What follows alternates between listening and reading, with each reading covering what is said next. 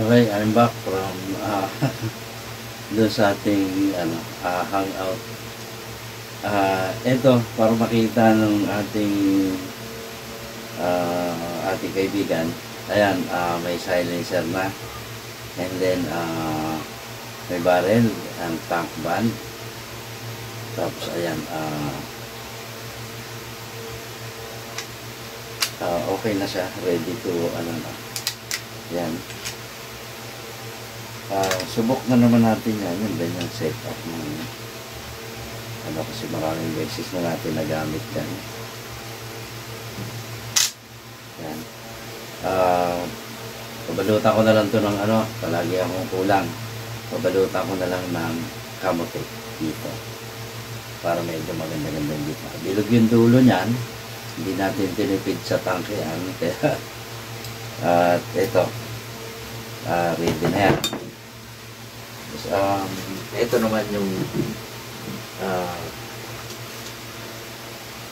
nakikita ko na yun sa kanya. Ito naman yun sa akin na 1,800 PSI yung output nya. Yan ang latest kukunti yung laman nya kasi ginamit ko nung nakaraan. 1,800 na lang yung 1,500 na lang yung laman ng tank niya. Yan. At siyempre, nasa 1.5 na lang din yung output niya. Discovery na yung scope niya. At mas gusto ko kasi yung low mount na ang tawag dito. Yung kanyang mount. Low mount. Kaya nga low mount. Low profile yung mount niya. Ayan. At meron na rin siya dito na side cam. Kaya nakakapag-record tayo pag kailangan. So ito medyo matigas kasi ang firing pin nito. Ayan. Pero kaya naman siya ng ayan, daliri ko na to pagkaka. Tapos may lumalpas kasi ito. Ayan. Oh, kita nyo, umuusok-usok. Ayan. Isa pa nga. Ayan o, kita niya yun. Ma-atras pa siya ng konti.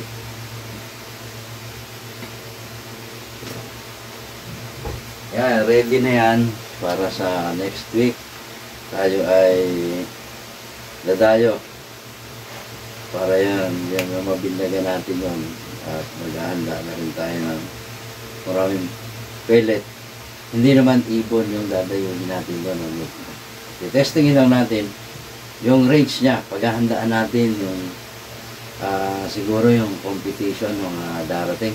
Titinan ko kung okay siya. Tsaka yung range niya, nakita ko kasi nakaraang range na competition sa Pampanga yata yun. Nandun si Sir Joel, director. Shout out sa'yo, sir. Kasali siya. Ingit tuloy ako.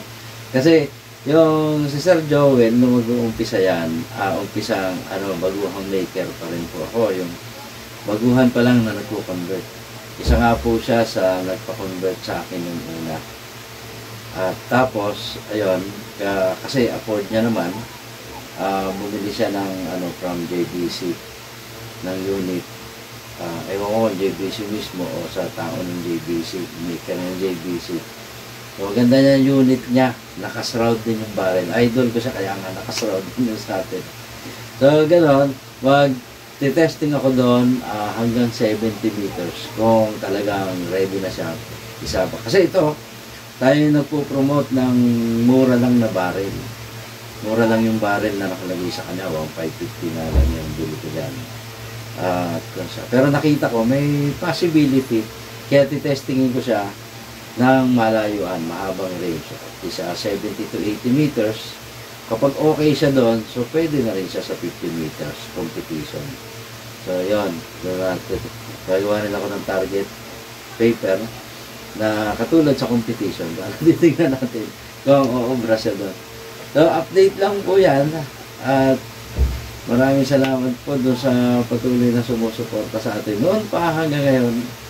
At nandito, Buhay pa rin tayo, sabi ng isa, buhay pa pala daw ako. Sabi ng isang basher natin dati. Ano naman tayo kumbaga, Diyos lang naman nakakaalam kung kailan tayo kukunin. Yung mga nagsasalita ng gano'n, baka may sakit na yun. Kaya naisip niya ako mauna sa kanya. Malabo pa yun sa ngayon kasi yun nga, hindi natin alam kung kailan tayo kukulit. Kaya yun lang. At pagdating ng time na ready na naman tayo. Saka kahit nga ready na naman tayo sa ganun. So, doon sa ating mga subscribers at saka doon sa ilaw.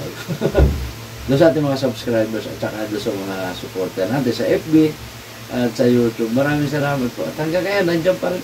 Magkikita-kita tayo pagka naggagala na ako Tsaka yung trabaho natin every weekday lang. Monday through Friday. Pero pag Tuesday kasi alam niyo naman, secretary tayo ng UWA tapos tayo sa peace and order dito sa aming lugar. Kaya isang araw sa isang linggo pinaka na nawawala sa akin, gabi lang ako nagtatrabaho yung araw na yun, may Tuesday.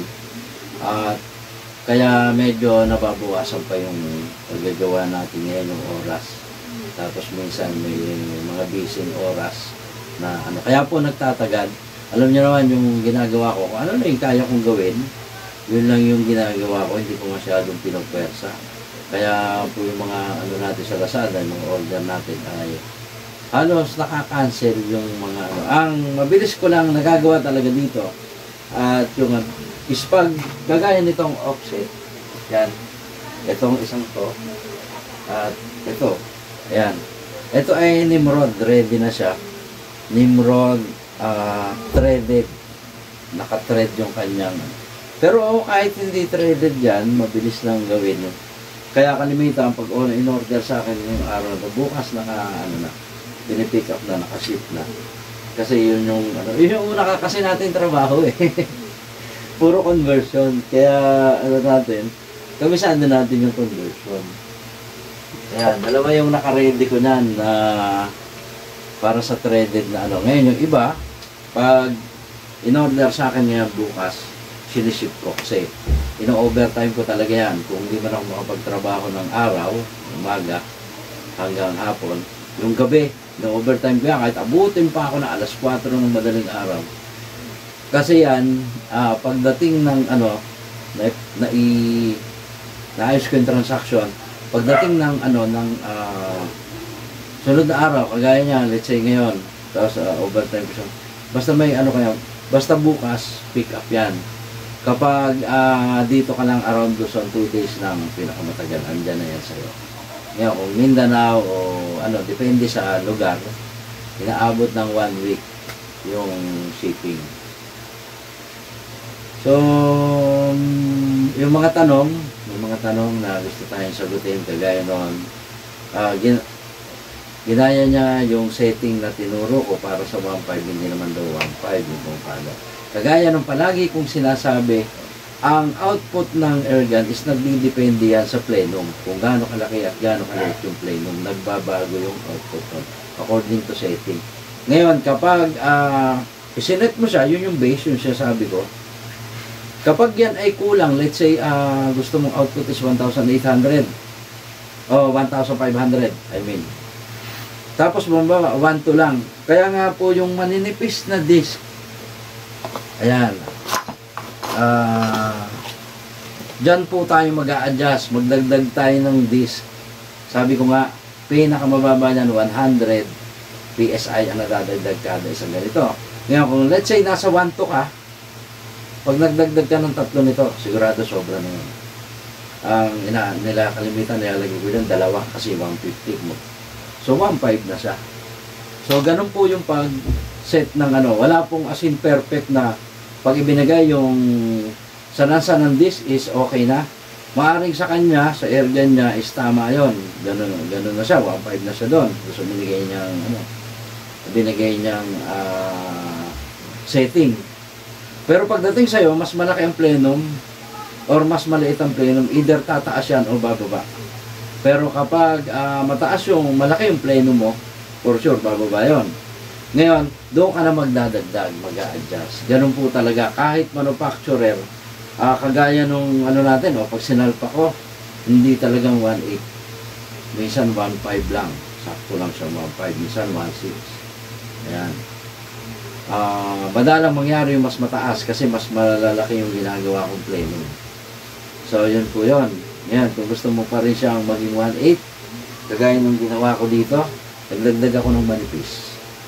Yan. Kasi yung original niya, na setting ng 1,800, nung isalpa ko, 1,600 lang. So, di nagdagdag ako ng manipis yun. Kuha ko yung 1,800 na yan. So, ganun po yung pagsiset. Hindi porket ibinigay sa yun is, yun na agad. Talagang yun na. Pag sinalpak mo sa airgun mo is 1,500 na talaga. Doon nga lalabas yung common sense. Yan. Hindi na common sense yan kasi tinuturo ko na nga. Kaya susundin na lang. Hindi naman dahil pag ibinigay sa'yo is perfectly, yun na. Ngayon kung katulad dito, ayan, katulad yan, yung output nyan, ilalagay mo yung 1.8 dyan. Maaring tama yung 1.8 kasi yung plenum niya hindi ganun kalaki. Or either bababa yan ng konti kung ang plenum niya kagaya nito halos 3 inches ang plenum, so malamang yung bababa yun. Pero nasubukan ko na dito yung mas maiksing gawa ko nito na 1 inch lang yung plenum o minsan wala pang 1 inch, 1.8 siya talaga, pero habang nadadagdagan yung plenum bumababa yan. So ayun, huwag kayong mahihiyang magtanong. Sasagutin naman natin, wag lang yung common sense na na tanong, yung pwede mong itanong sa kapitbahay kahit hindi nag-i-airgun sa alam yan. Lalo na dumaan na ng high school, yung physics, ganyan alam yan. Wag lang yung mga ganun tanong na common sense, kagaya nung meron isang tanong, ano ba yun? Nakalimutan ko na. Ano po yun? At yan nga, dito ulit, maraming salamat. Hindi ko makalimutan, itong tao na to, si Sir Nilo Santander sa Mindanao. Shout out po sa'yo. Napaka-honest po ng tao na yan. Tsaka hindi siya materialistic. Hindi siya madadala sa isang bagay na kahit ikaw nagkamali at may maitutulong siya, handa siyang tumulong. Ganun po siya. Napakabait na tao po yan. Kaya hindi ko siya makalimutan din. Si Sir Joel Directo, napakamaunawain yung tao yan. Pero, ano yan, macho yan. Kaya, natin, mga idol natin yan. At marami pa, sina Sir Michael Kulkol, at marami pa. Yung iba, babanggitin ko sa inyo sa mga susunod na natin. Kaya, titingnan ko kasi yun yung mga tao na unang batch yung binabanggit ko na talagang bilib ako. Saludo ako sa kanila. Kaya talagang nagpapasalamat ako at nakilala ko sila. So hanggang dito naman po, maraming salamat po sa inyong patuloy na pagsuporta. Kita-kita po tayo sa darating na panahon at ako yung mamamasyal dyan sa inyo.